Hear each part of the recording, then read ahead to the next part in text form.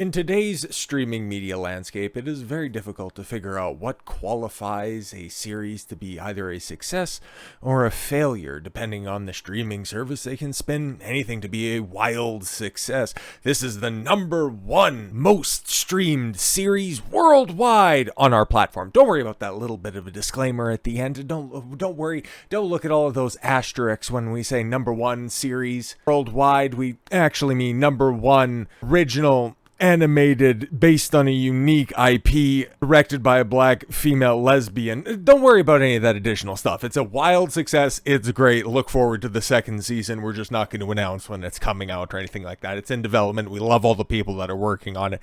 Don't call us. We'll call you. But in regards to the Acolyte, well, we kind of figured out what exactly qualifies as an unmitigated failure, something that doesn't get greenlit for a second season, because we had the numbers out there from a couple of different independent analytics firm. We could run them for ourselves to see how bad things were. It was the lowest viewed Star Wars project, bar none. Like, there's no other ways to spin it, even though Disney and Disney Plus tried to say, guys, it was the best performing Star Wars live action series to debut in 2024. It's always those asterisks, man. It's the little hitches that'll get yous. And so there's some freaks that are out there, okay? I don't know if this is somehow of a tie-in to try to make it a Marvel versus DC argument, because Marvel's under the Disney banner that has Lucasfilm. Like, it's 6 degrees of separation, all that stuff. But actuality is just Acolyte freaks are somehow a more insufferable subsection of the Star Wars fandom than Reylos, but there's a lot of crossover there. So I would anticipate that it's a lot of aimless freaks, especially with the announcement of the delay of the Rey movie. They need something to do with all of their time because it isn't working or contributing to society, of course. They're trying to say that the Penguin, which from what I'm hearing, like, I've heard a couple of reviews, and you know what, it's kind of got me somewhat interested. I'm probably not going to watch it, but I'll at least be paying attention to it because it sounds like it's real good, okay? And especially, like, even if you take a look at those two comparable screenshots right there, you have Lee Jung-jae, who gave the best performance on the show, bar none. A guy who doesn't speak fluent English, but learned it well enough to do a pretty damn decent job on the show, all things considered. Not grading on a curve or anything like that. He brought it. He definitely brought it. He gets top marks for his performance. It's just a shame it was so terribly wasted with, you know, the rest of the Acolyte that was around him. And compare that to, if you didn't know who that is, obviously, it's the Penguin in the Penguin show, right? It's a spin-off Batman show. Like, who wants to watch that? It's the same way that it's pitched with the Acolyte. It's a female kung fu focused High Republic show, not based on anything else. Why would anybody want to watch that? The exact same thing that would happen with the Penguin. It's like, it's a spin-off of that Robert Pattinson Batman movie, which was getting all of the praise in the world back in 2022, but now 2 years later, everybody's looking back at it going, you know, it was like a 6 out of 10 movie. Like, why would anybody care about that right now? Maybe that's why this is more of an apt comparison, because one is a success, and the other one, well, that one's just, it's the failure that keeps on giving, right? And we'll get into why it's such an abysmal failure, but to just simply underscore the success of the Penguin, it's good on its own merits. Like, it's not really driven by any star power. Like, Colin Farrell, like, if this was the early to mid 2000s, I guess that name would have meant something, but even still, you can't even slap his face on any of the promotional material, because there he is right there. Does that look like Colin Farrell? Is that guy right there? The guy who's under, like, so much makeup, so many prosthetics, you can't even, you wouldn't know who that is, okay? Unless you knew, you'd have no idea. And credit to him, right? Because this is not too dissimilar to what Carl Urban did with the Dredd remake, okay? Like, he was under the Dredd helmet the entire time. Unless you knew it was Carl Urban, you wouldn't really know it was Carl Urban. And people love him for that performance. The same way that Colin Farrell is getting a lot of credit for his performance as Oscob. This one's even more strange, at least for me, because I remember when Colin Farrell was being pushed as the next great thing, and I'm sure you guys do as well. He was never really renowned for his acting chops. Like, Hollywood really tried to make him a thing, despite him really having any of the abilities to be the next big thing in Hollywood. It was kind of like Sam Worthington, where they tried to manufacture the next big star. But I guess funny parallel there, because Sam Worthington will go ahead and continue his career as a part of a successful franchise underneath a bunch of, well, in that case, it's CGI goop, making money with James Cameron. And, well, Colin Farrell, well, His biggest hits is going to be under a ton of prosthetics, but let's get into this a little bit. The debut of The Penguin, HBO bragged that it got 5.3 million viewers in the first 4 days. That's fantastic, because I think I showed the screenshot, or it's coming up at some point in time, but Samba TV released the first, I think 4 days, or yeah, something like that, first 4 days, and according to their metrics, they're tracking their smart TVs, their set-top boxes that they track, 3.8 million viewers. So if HBO can, somehow pinpoint another 1.5 million viewers, their metrics, I would believe that. Because it's not total capture with Samba, it just tracks appropriately. Okay, the Acolyte fans correctly noted that Star Wars series instead got 11.1 million viewers over 5 days. The idea here is that The Penguin is being considered a big hit. It's a big star. Well, the Acolyte is a failure. That ended up being canceled. Yeah, let's run that down just a little bit more. That's not quite comparing apples to apples in this situation. Let's add another million for another day, putting The Penguin at 6.3 million over 5 days. That's kind of interesting too, because it debuted on a Thursday, which isn't going to be its regular screening night. It got moved to prime time on Sunday, so potentially that could end up making it perform a little bit better than, I think, Wednesday was when it dropped. But anywho, in either case, the biggest original show debut since The Last of Us for HBO, which is, I don't know, man. It's not really original, but it is original. It's a big adaptation, but so is The Penguin. It's like the media is just kind of self-referential at this point in time, which is kind of why we're in a cultural death spiral, but that's another topic for another time. And mind you, HBO Max is a smaller service than Disney Plus. By last count, the combination of Max, HBO, and Discovery Plus had 103 million subscribers. Disney has 153 million, so more, though not double. Yeah, Max is 2/3 the size, and it's a spin-off of what, like the 3rd or 4th Batman reboot, as opposed to another iteration from what Disney tells us is a thriving and vibrant franchise. That's kind of interesting. Yeah, still a factors to consider. Problem with the Acolyte is what happened after the premiere. Yeah, here's a strange thing about that, right? Because everybody got to see the first 2 episodes, but Jesus Christ, what is that? When you compare and contrast that with The Penguin, and people are going, yeah, I'm kind of interested in the second episode. If they can maintain or even improve on its, current level of quality, I'll be checking it out moving forward. That's what a lot of people are saying right now. I haven't heard any bad things about it. At worst, I've heard it's good. At best, I'm hearing it's even better than its source material, The Batman from 2022. Is from the same article that was screenshotted, the 11.1 million figure. By week 3 of the series, it dropped out of the top Nielsen top 10 completely. And yeah, all of Luminate had it, what was it? It was like scraping the bottom of the top 10s. It was 7th or 8th, and by that point in time, like half or 3/4 of the audience had already checked out. And I think its completion rates are very, very key metric when considering a show's renewal. And yeah, the Acolyte met none of those metrics. Like, it was a huge fall off, not like Rings of Power fall off, which is, again, did you know it's the #1 worldwide hit Amazon Plus original? It's Prime Video's #1 series, guys. Just don't look any deeper into the metrics and don't note how many people are not continuing to watch that slop. We have the Acolyte to talk about, and by every conceivable metric, unless of course you're just a stan of incomprehensible brain rot, you know that this show was a failure. You knew that it was a black eye for Disney, so much that Lucasfilm leaked out the information that season 2 is not gonna happen. Rumors were out there that they were assembling a writer's room for season 2 back in February and April. Then by about episode 3, episode 4, they decided,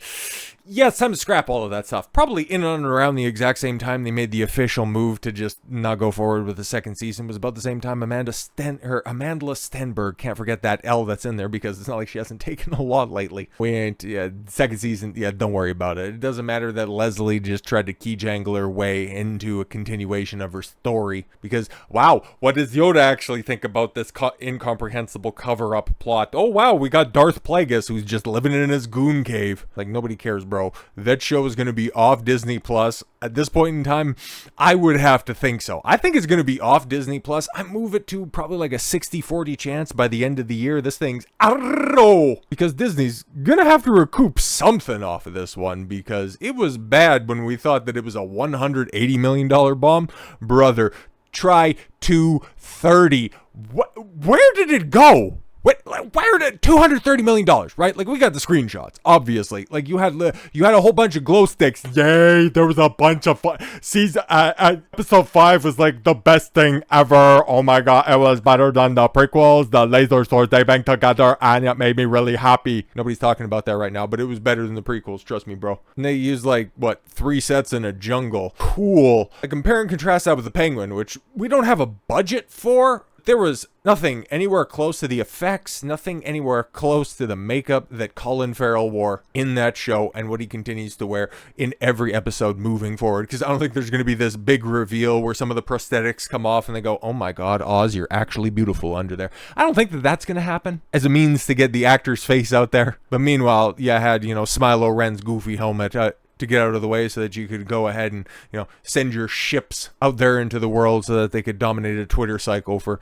24 hours. But I hope this really costly experience was worth it, Disney, because it was even worse than we thought.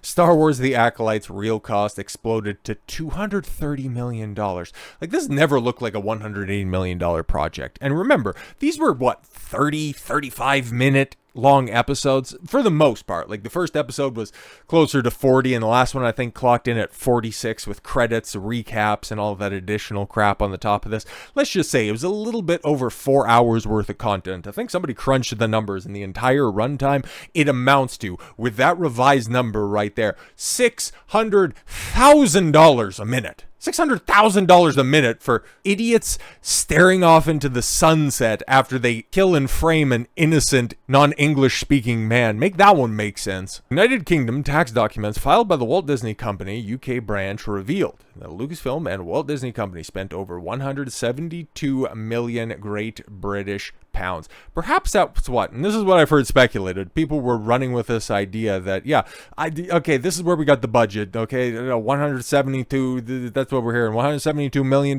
Yeah, okay, just round that up. $180 million, right? USD. Yeah, I didn't quite get 180 USD. That sounds about right. But in actuality, $230 million when you have the right denomination. Holy Christ.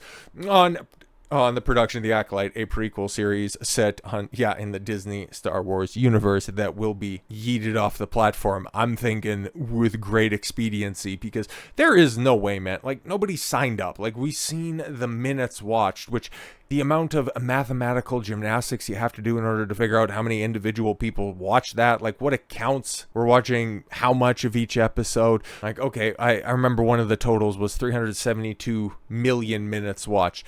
Now, were those individuals rewatching episodes? Were those content creators going back and getting screenshots and clips? So rewatching stuff over and over again for extended periods of time, having the app open with The Acolyte on, does that count towards the total? So how are we going to figure out how many individual people are watching this show?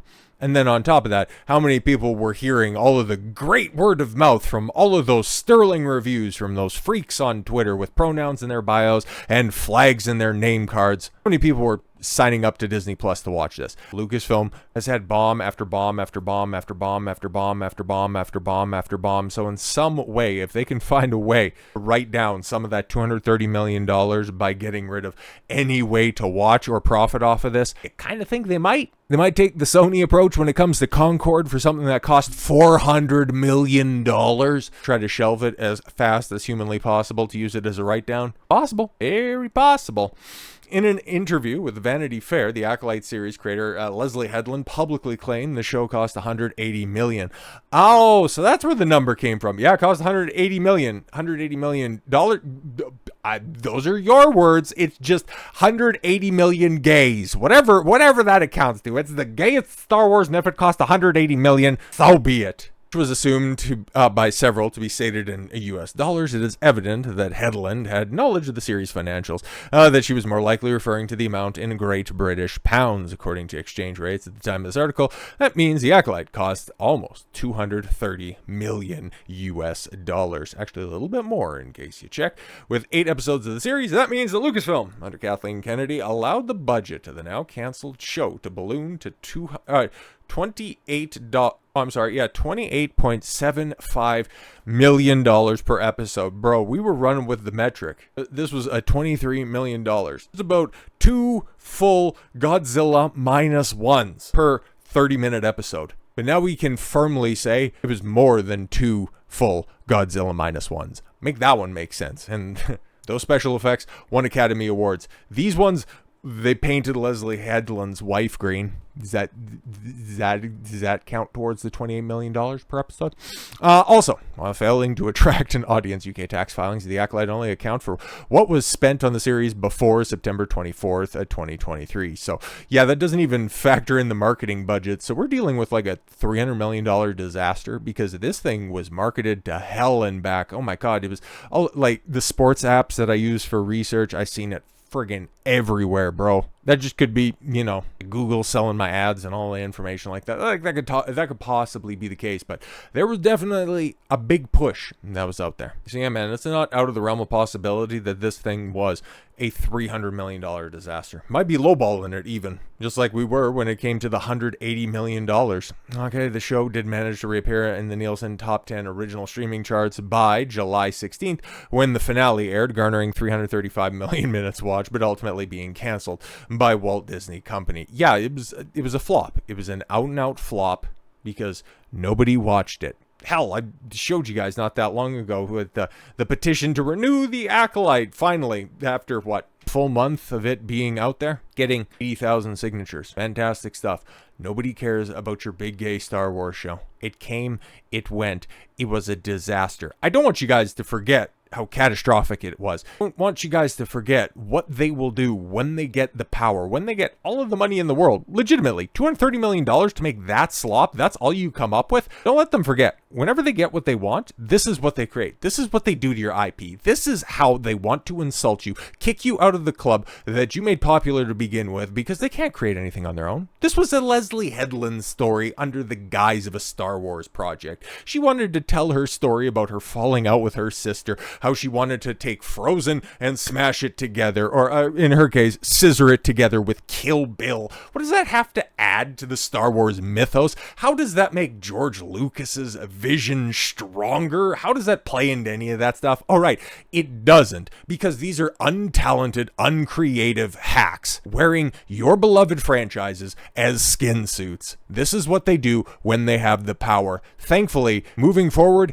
it's very unlikely that they're going to be getting the power, at least in the form of Star Wars. A lot of companies right now, behind the scenes, potentially, are learning the lessons that Lucasfilm is having to deal with firsthand. They're realizing that, yeah, if we continue down this path, it's not going to be profitable. It's not going to be successful. We better start course correcting. So I guess on one hand, the Acolyte will serve as the albatross that will forever hang around Lucasfilm's neck. But on the other hand, thanks for teaching Hollywood a great lesson. It's just a shame that you had to shell out $300 million and, you know, kill the largest cinematic franchise and a great original American IP in the process. But them be the breaks. So with all that said, thank you all very much for the gift of your time. I've been Don Consuelo. I want you to follow your gut and get after it. Take care, everyone.